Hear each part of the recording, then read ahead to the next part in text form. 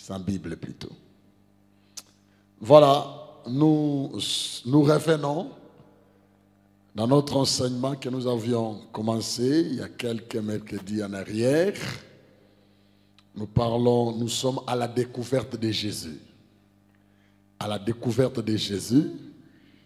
Et nous étions en train de parler de l'humanité de Jésus. Et lisons Philippiens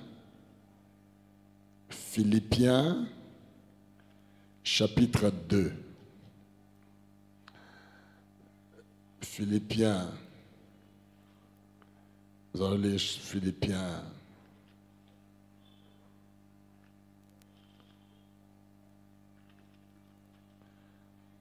Philippiens chapitre 2, versets 5 à 7. Vous avez constaté depuis quelque temps que je n'ai plus ma tablette. Ma tablette a connu un petit problème. On est en train de les réparer. Philippiens chapitre 2, à partir du verset 5.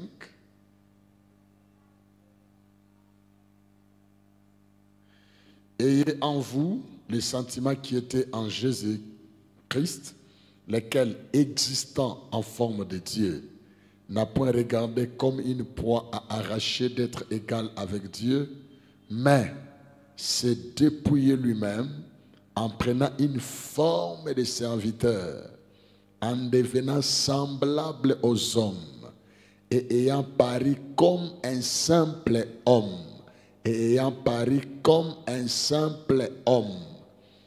et il s'est humilié lui-même, se rendant obéissant jusqu'à la mort, même jusqu'à la mort de la croix. Nous lisons encore le verset 9. C'est pourquoi aussi Dieu l'a souverainement élevé et lui a donné le nom qui est au-dessus de tout nom, afin qu'au nom de Jésus, tout genou fléchisse dans les cieux, sur la terre et sous la terre, et que toute langue confesse que Jésus est Seigneur, à la gloire de Dieu le Père. Amen, amen. Lorsque nous lisons Philippiens, nous comprenons que Christ avait pris la forme humaine et il est devenu humain. C'est pour cela que nous parlons de l'humanité de Jésus. Jésus comme homme. Et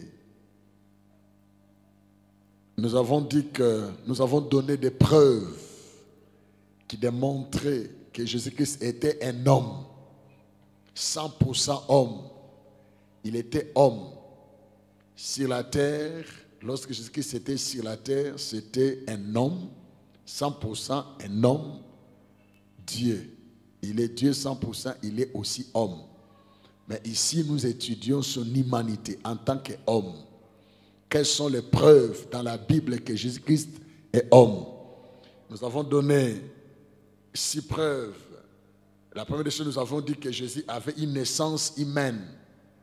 Jésus-Christ est né comme tout enfant peut naître. Il a été dans le ventre de sa mère pendant 9 mois et il est né comme tout autre enfant. C'était une naissance normale, une naissance humaine. C'était un humain.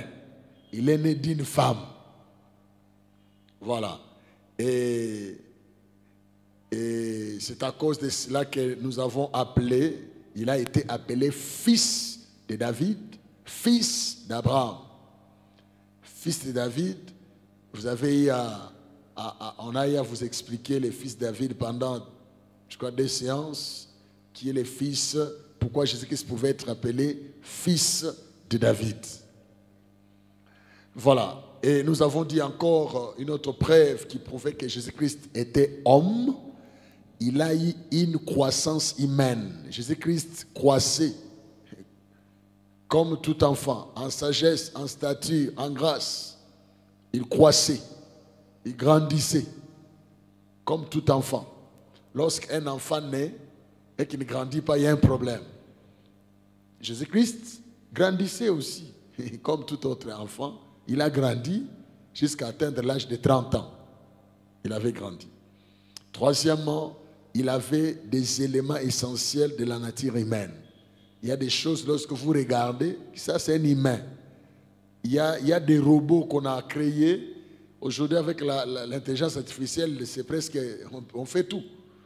On a fabriqué un homme avec presque la chair comme ça là. Il fait presque tout. Mais, vous regardez, il y a certaines choses qu'il n'arrive pas à faire. Donc, on l'a programmé de faire des choses comme il doit le faire. Si quelque chose, on fait autre chose, comme j'ai vu quelque part là, un homme qu'on a fabriqué, on l'a envoyé, il a amené un sachet de couleur verte.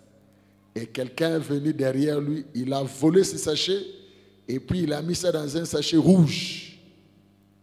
Il a regardé, on lui a volé. Il ne sait pas reconnaître. Parce que ce qui a été programmé en lui, l'objet qu'il avait, c'était un sachet vert. Maintenant, on a volé, on a mis ça directement dans un sachet. Lorsqu'il a regardé, il a dit, ce n'est pas pour lui. Vous voyez? Oh, un humain, malgré ça, il va réfléchir. Il peut changer.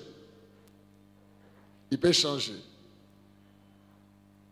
Jésus-Christ avait des éléments qui démontraient que c'était un homme. Il avait un corps. Il avait une âme. Il avait un esprit.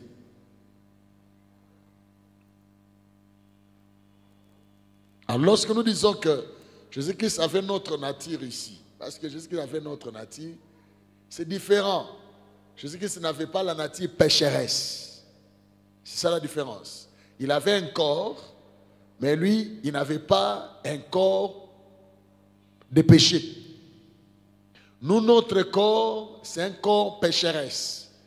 Même si tu marches dans la sainteté, tu as une nature pécheresse. C'est-à-dire, ta nature a la tendance vers le mal. La tendance va toujours vers le mal. Donc, la nature pécheresse. On ne peut pas changer cette nature-là. Mais Jésus-Christ n'avait pas une nature pécheresse. Lui, sa nature était sainte. Il était différent de nous. Jésus-Christ avait des noms humains. Jésus qui signifie sauveur. Dans la Bible, dans l'Ancien Testament, Jésus porte le nom de Josué, c'est Jésus. Fils d'Abraham, fils de David, fils de l'homme. Et d'ailleurs, le nom fils de l'homme, c'était juste pour prouver qu'il est homme, fils de l'homme. Ce titre revient dans la Bible plus de 80 fois. Jésus, fils de l'homme. Il sert à exprimer, premièrement, que Jésus-Christ est le Fils de Dieu. Fils de Dieu.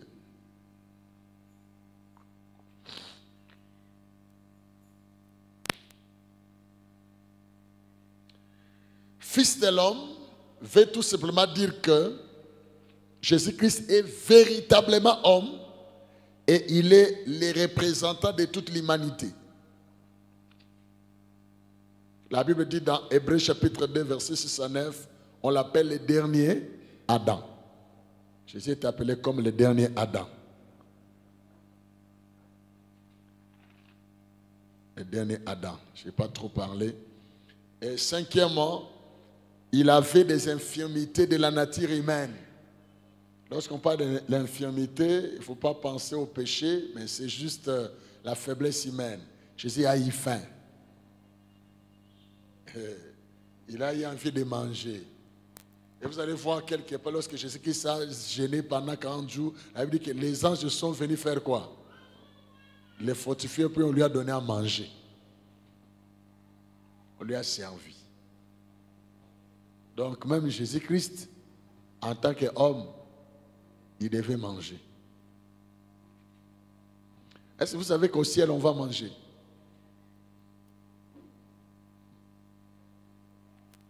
Est-ce que vous savez qu'au ciel, on va manger?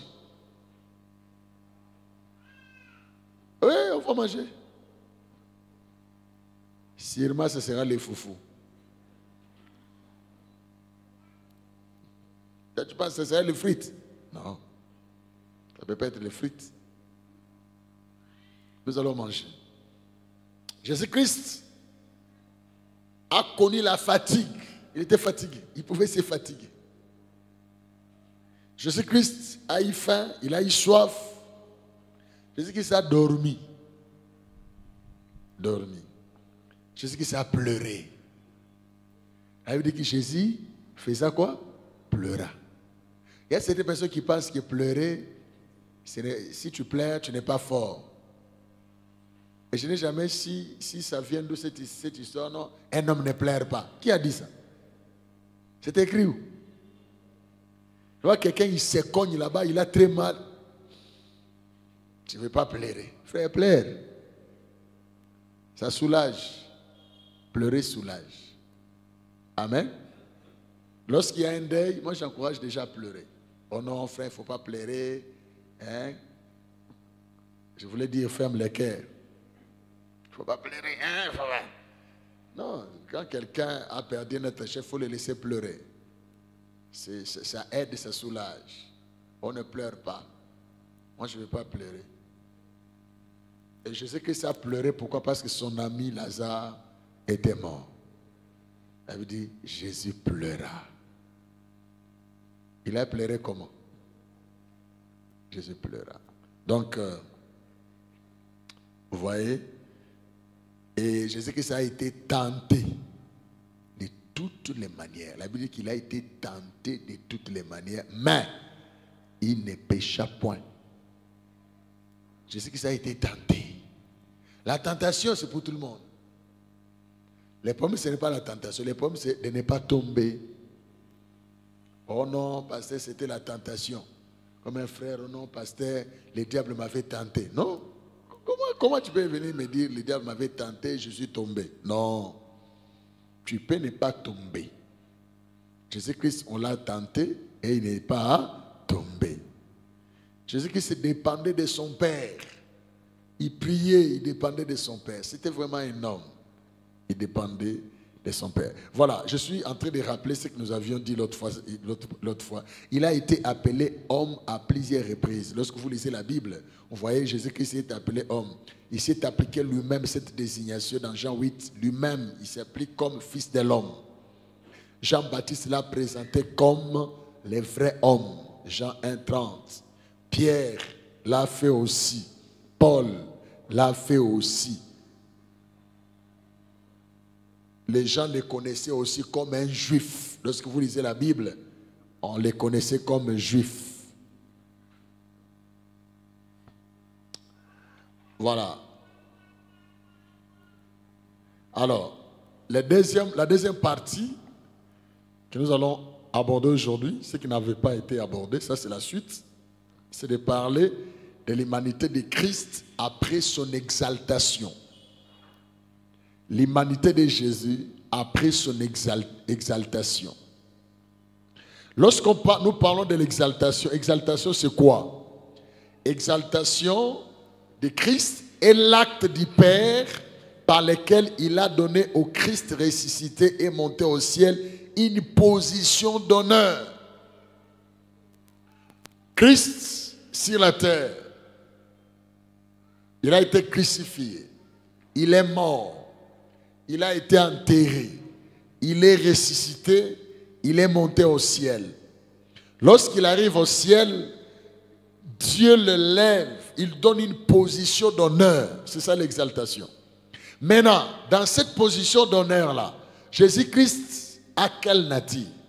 Il est Dieu, il est homme, il a quel corps? Il est où?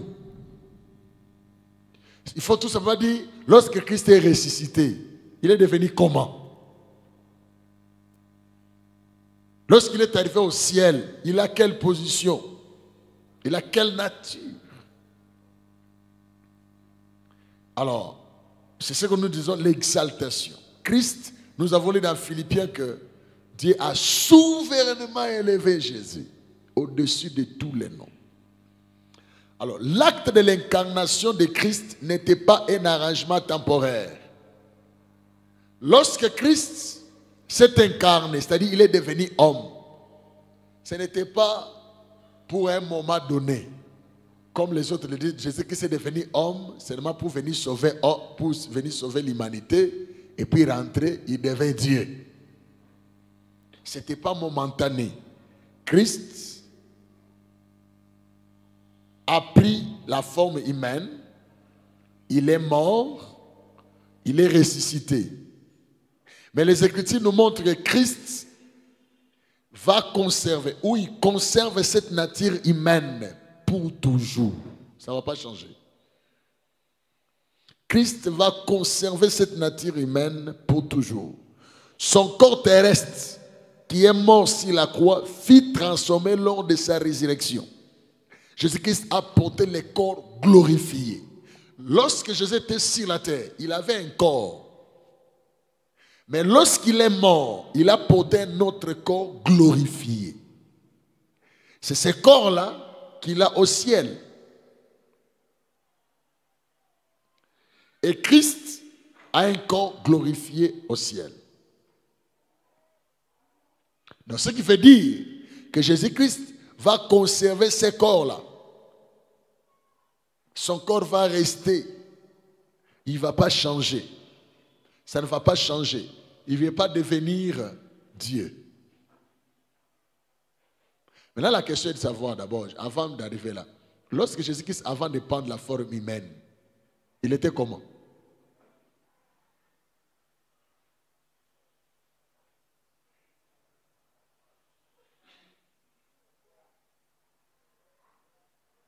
Avant de devenir homme, il était comment? Bon, moi j'ai posé la question, c'est à vous de répondre. Bon, je disais la continuité de son humanité après son exaltation, il est resté avec ce corps-là. Ça ne va pas changer au nom. Bon, la mission était terminée et puis il redevient ce qu'il était avant. Jésus-Christ va conserver son corps, ce corps-là jusqu'à. Et voici des arguments pour prouver que Jésus-Christ va garder ce corps-là. 1. Christ déclare lui-même qu'il va revenir sur la terre comme le Fils de l'homme. Jésus va revenir sur la terre comme le Fils de l'homme. Matthieu chapitre 26, verset 64. Quelqu'un peut lire?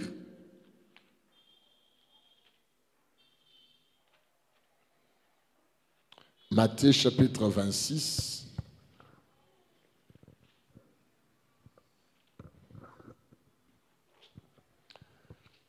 Quelqu'un peut lire? Matthieu chapitre 26.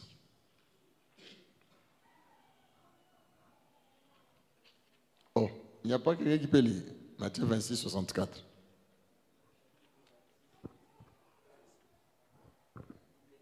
Non, il y a quelqu'un qui lit là-bas déjà. Nous lisons Matthieu 26, verset 64. Jésus lui répondit, « Tu as dit, de plus, je vous le déclare, vous verrez désormais le Fils de l'homme assis à la droite de la puissance de Dieu et venant sur les nuées du ciel. » Voilà. Jésus lui répondit, « Tu l'as dit, de plus, je vous le déclare, vous verrez désormais le Fils de l'homme assis à la droite de la puissance de Dieu et venant sur les nuées du ciel. » Voilà.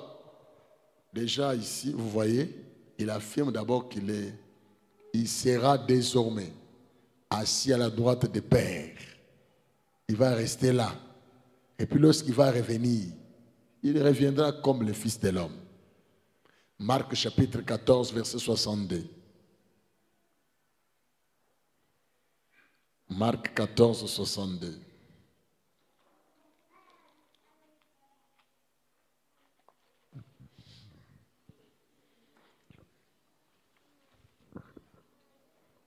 Marc 14, oui.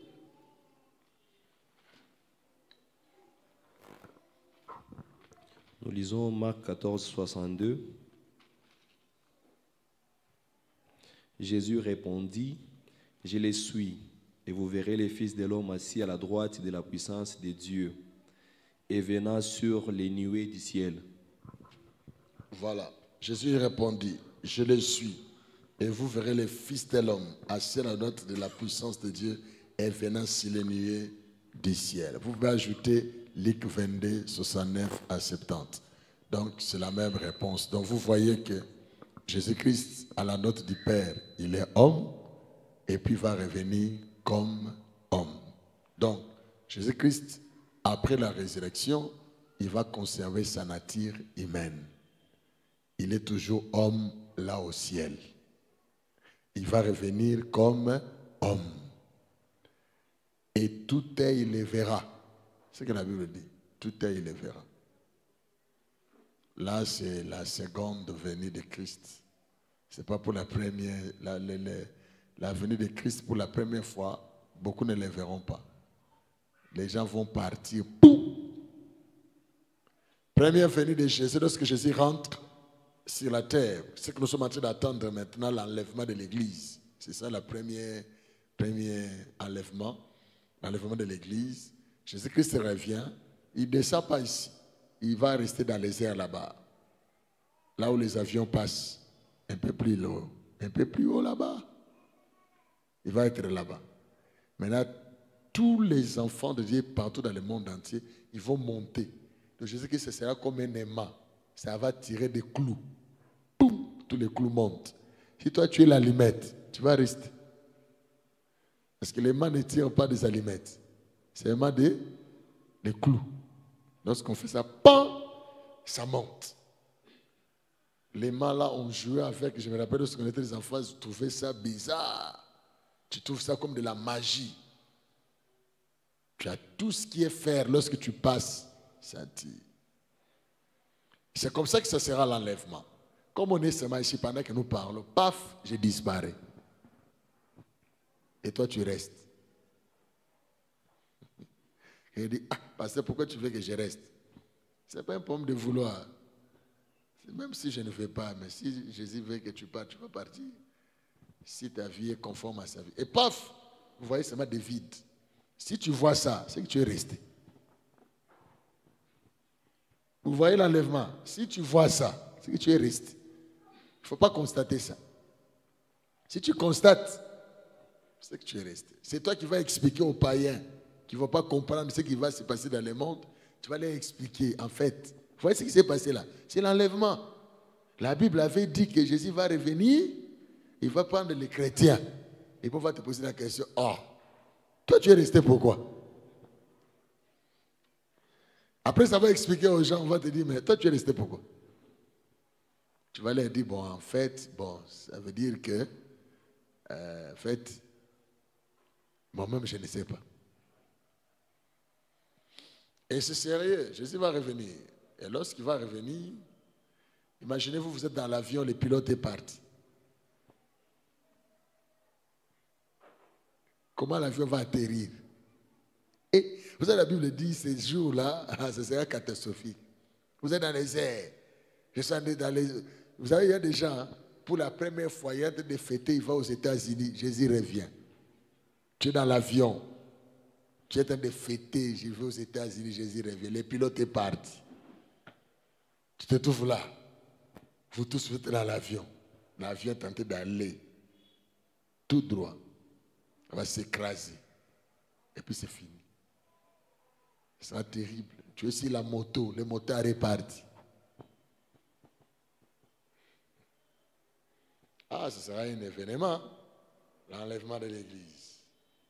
Ça, c'est pour la première fois. On est parti. On va rester au ciel pendant 7 ans et demi. Et 7 ans. 3 ans et demi. Sur la terre, 3 ans et demi. De malheur, 3 ans et demi de bonheur. Mais nous, au ciel, bonheur, si bonheur. Et 7 ans après, on revient sur la terre. Pour vivre combien de temps? 1000 ans. C'est pour cela que Jean dit, les souffrances des temps actuels ne seront pas comparables à la gloire à venir. C'est pour cela, bien-aimé, ne vends pas ta vie à cause des biens de ce monde. Oh non, j'ai tellement souffert. De toute façon, même si je vais aller en enfer, que je parte, tu vas rater. mieux vaut souffrir sur la terre. C'est pour cela que vous allez voir des chrétiens des temps anciens, ils acceptaient la souffrance, ils acceptaient de mourir pauvres pour hériter le royaume de Dieu, parce qu'ils savent que après ça, ce qu'il va avoir, c'est meilleur que ce qu'on peut avoir aujourd'hui. Tu peux avoir un poste, tu peux avoir l'argent, aller en enfer. Mais tu peux manquer tout, mourir même pauvre.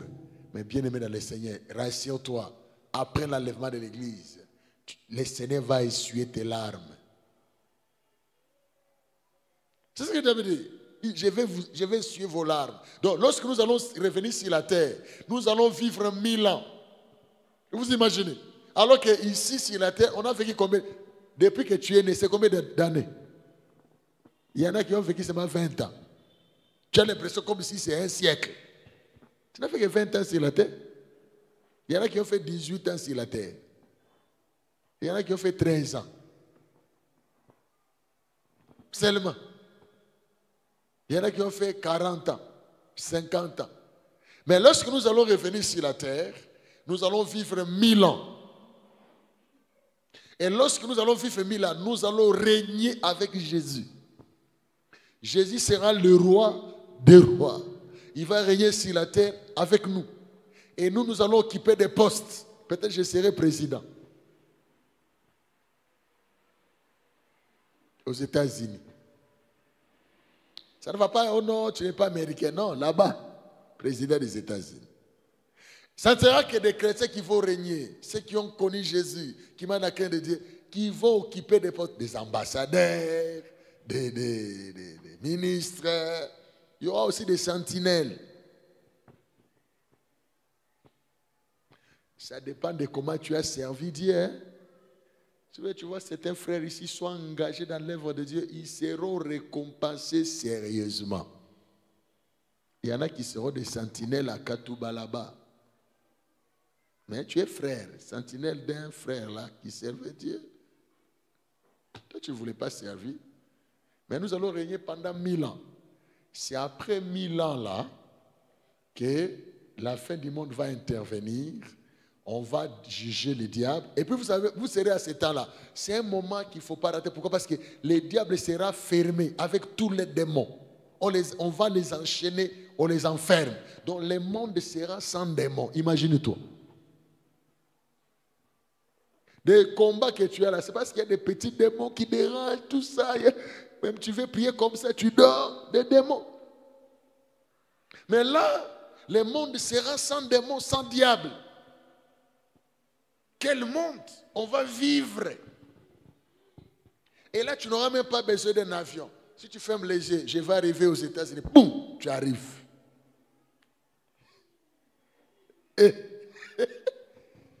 Hein? Ça sera quel monde? Mais ça sera seulement pour 1000 ans. Et 1000 ans après, la Bible dit que le diable sera relâché. Tous les démons vont les relâcher. Il y aura la guerre. Les fils de Dieu avec les diables. On va les vaincre. L'enfermer pour les derniers de sa vie. Les jeter en enfer. Et tous c'est pour cela que je pleure lorsque quelqu'un meurt sans Jésus. Tous ces temps-là, tous ceux qui sont morts là, ils sont toujours dans la tombe. Mais ceux qui sont morts en Christ vont ressusciter pour régner avec nous sur la terre. D'abord, lorsque Jésus revient, les premiers qui vont partir, c'est les morts. Tous ceux qui sont morts en Christ vont ressusciter et rejoindre Jésus dans les airs. Et nous qui sommes vivants, si Jésus revient aujourd'hui, nous suivons. Mais les morts païens, ils sont toujours là-bas. 7 ans après, ils sont toujours là-bas. Nous revenons sur la terre. Nous vivons 1000 ans. Ils sont toujours là-bas. C'est après les 1000 ans qu'ils vont ressusciter. Ils ressuscitent pourquoi? Pour les jugements. Mais frère, imagine-toi, c'est Dieu qui juge. Un juge, il est tellement juste que tu ne peux même pas corrompre. Tu vas corrompre Dieu avec quoi? La seule chose qui peut corrompre Dieu, c'est Jésus, le sang de Jésus. Or, toi, tu avais refusé Jésus. La Bible dit que Jésus, c'est notre qui? Avocat. Le meilleur avocat qui n'a jamais perdu de procès, c'est Jésus. Lorsqu'il plaide auprès du Père, il gagne toujours le procès. Maintenant, toi, tu l'as refusé. Le diable, il perd le procès à l'introduction. Et puis, condamné. Condamnation éternelle. Mes frères, condamnation éternelle. Et tous ces gens, on les va les jeter où? En enfer, dans les feux éternels. Et la Bible dit, Dieu va prendre la terre ici et le ciel là. Il va prendre ça, il va enrouler ça comme une étoffe. Il va jeter. Il va créer les nouveaux cieux et la nouvelle terre. Et nous allons habiter sur la terre, créée par Dieu. Laquelle vie? Ce que Dieu avait voulu lorsqu'il avait créé Adam, c'est ce qui va être. C'est une vie meilleure. Amen, amen. Une vie meilleure. Mais les autres vont brûler en enfer éternellement. Et Seigneur, que Dieu me garde, que je n'entre pas là-bas. Que Dieu te garde, que tu n'entres pas en enfer. Amen, amen. C'est pour cela, mon frère, ne vends pas ta vie à cause des choses de ce monde. À cause des plaisirs de quelques minutes, quelques secondes, tu vas vendre ta vie pour l'enfer. Non. À cause d'argent. C'est pour cela que vous allez voir que les chrétiens des temps anciens, ils avaient une espérance que nous aujourd'hui, je ne sais pas. Les gens sont fixés tellement sur la terre, en train de vendre la vie parce qu'il est accroché à la terre. Alors que sur la terre, on n'a que 120 ans à vivre. 120 ans seulement. Mais on s'accroche, on s'accroche. Les prophéties seulement pour la terre. Frère, je vois, Dieu va t'élever, tu vas aller aux États-Unis, alors que la personne vit dans les péchés.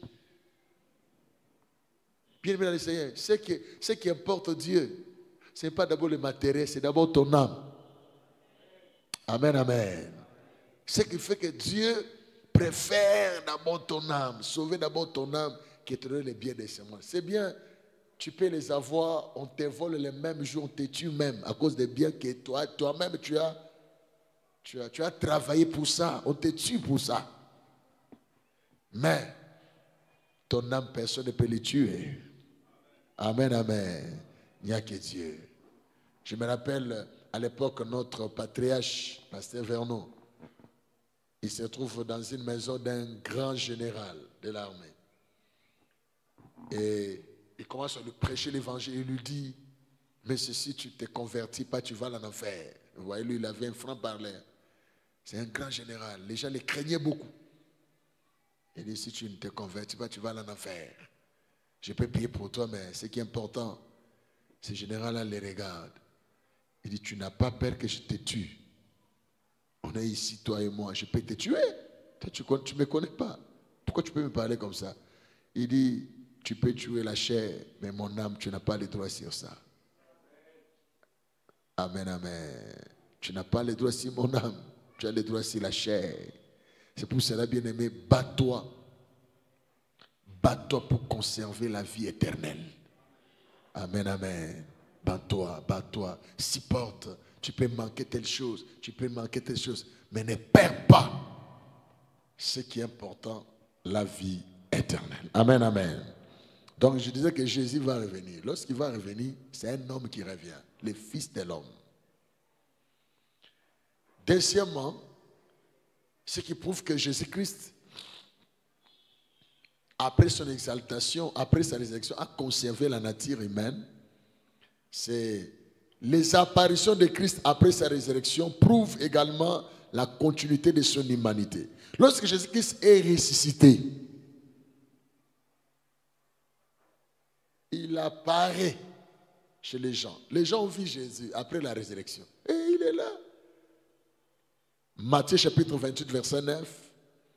Jean chapitre 20, verset 17. Marc 16, 1, Luc 24, 30 à 31, 39 à 43, 50 à 53, Jean chapitre 20, 22 à 27, Actes chapitre 1, verset 1 à 11,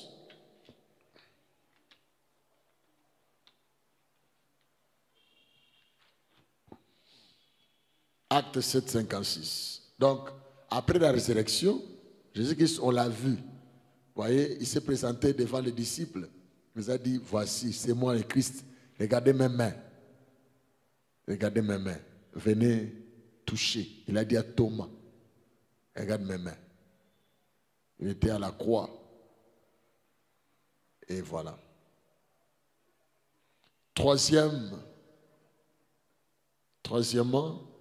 son office de médiation ne peut s'accorder qu'avec son humanité.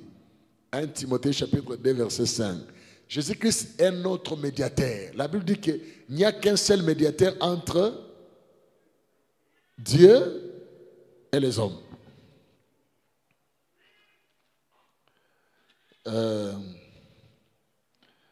1 Timothée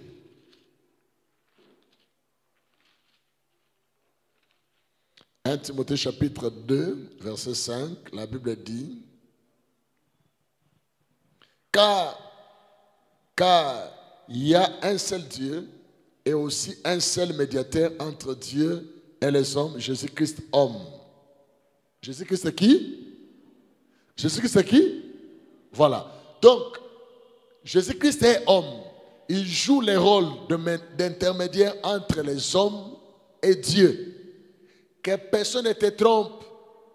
Oh non, Marie va parler à ta place. Il n'y a pas d'une autre personne qui peut parler à Dieu, aux hommes. Marie elle-même, Jésus-Christ plaide pour elle.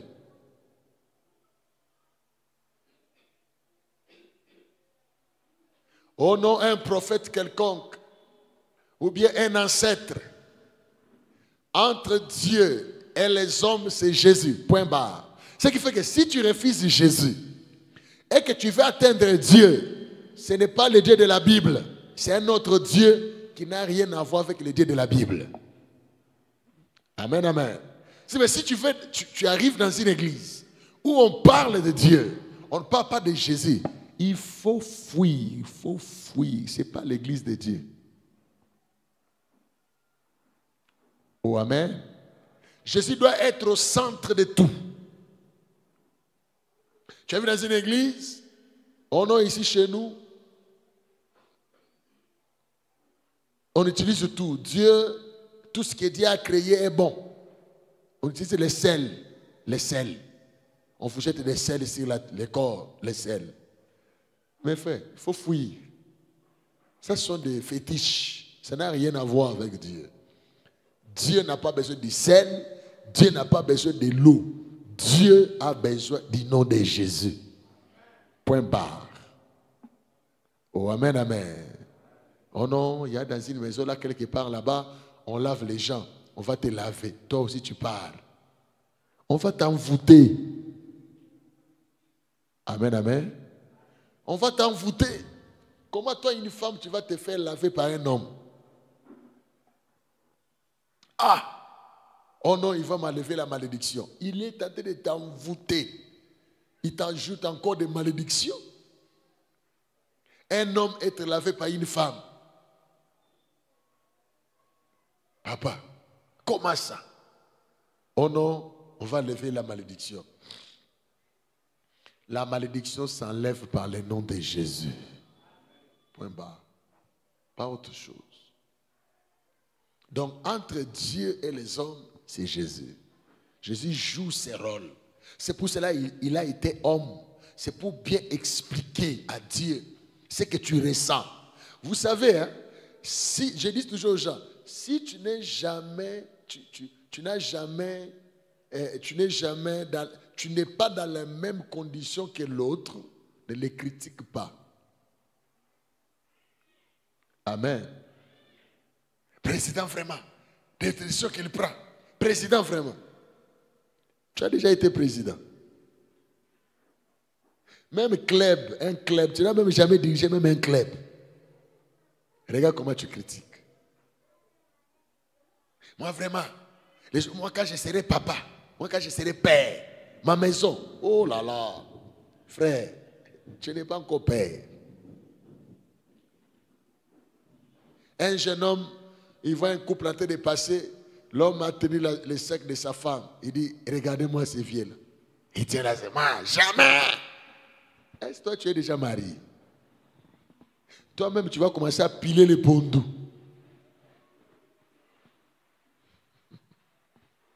Déjà comme ça. Donc tu ne peux pas critiquer ce que tu n'as jamais connu. Et puis tu ne peux pas bien expliquer ce que tu n'as jamais fait. Vous voyez quelqu'un qui travaillait, il était là en bas. Lorsqu'on l'élève, normalement il doit être un très bon représentant des autres. Parce qu'il connaît, il a vécu là, il était là. Il peut bien expliquer ce qui se passe. Quelqu'un qui a déjà dormi en famille, il peut expliquer c'est quoi la fin.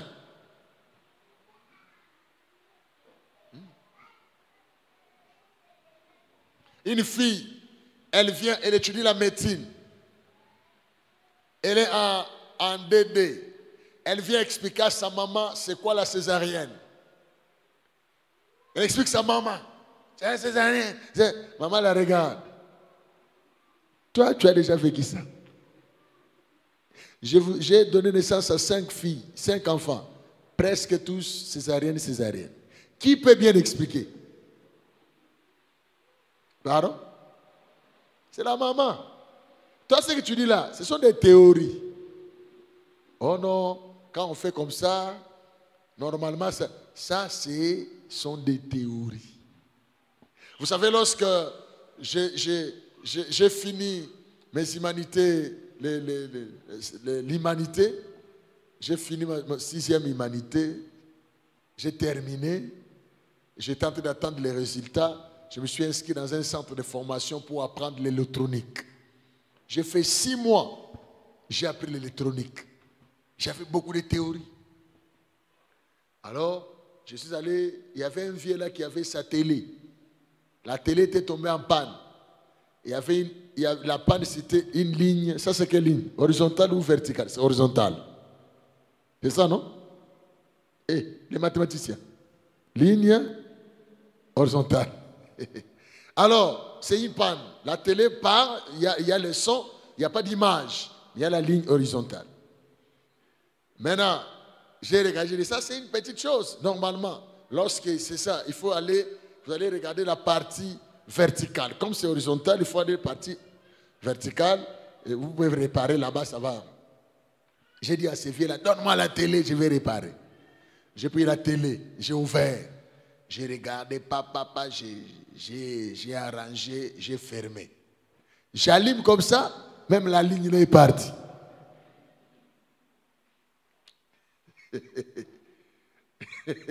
La ligne est partie. Ah, je sais, ça marche pas. Le vieux là me regardait toujours. Il a vu que j'ai essayé, ça n'a pas marché. Il dit, bon, petit, donne-moi seulement ma télé, je vais partir. J'ai dit, bon, il dit, non. Il me dit, non, petit, remets-moi la ligne là qui était là. Remets au moins ça. Je dis, papa, c'est une panne. Il dit, non. Au moins, il y avait une ligne. Maintenant, là, c'est tout noir. Petit, si tu vas voir.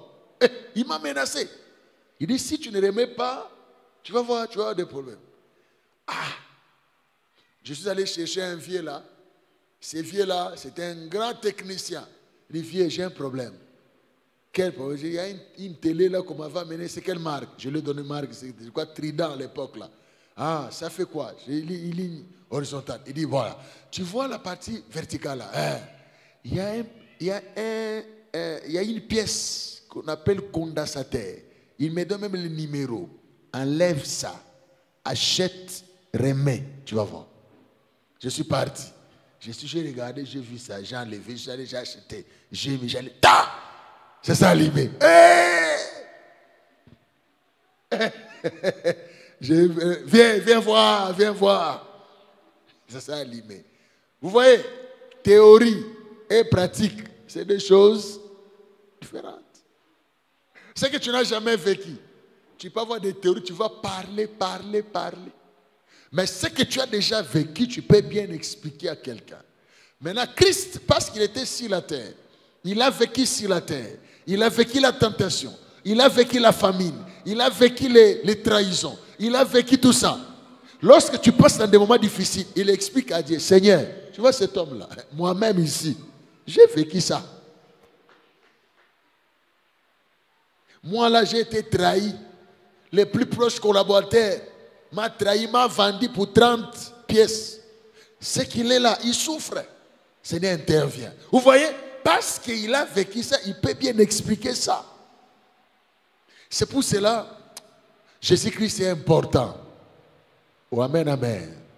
En tant qu'homme, il est important parce qu'il exprime les douleurs que nous ressentons. Lorsque tu pries, Jésus-Christ transfère ça à Dieu. Il explique bien au Seigneur. Vous savez, lorsqu'un directeur de cabinet, tu as un dossier, il amène ton dossier auprès de son autorité, expliquer ton problème. L'autorité va le comprendre. Il explique.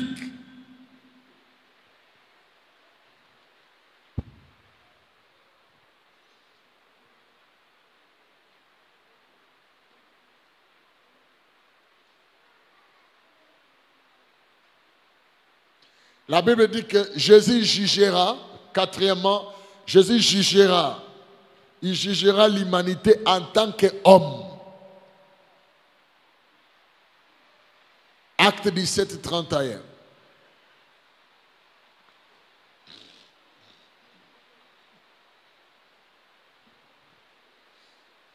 Avant de continuer, est-ce qu'il y a une question?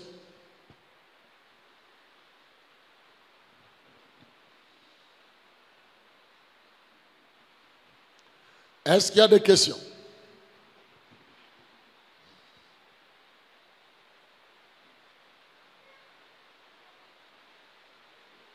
Jésus-Christ en tant qu'homme, représentant des humains. Est-ce qu'il y a une question? Toi, tu attends seulement qu'on pose, comme ça, toi aussi, tu viens avec ta question.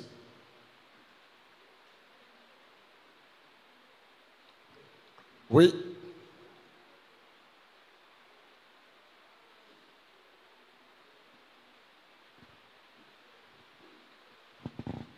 Et puis on ne sera pas pressé de rentrer. Hein. Madame l'a pris aussi là. Oui, est-ce qu'il y a une question?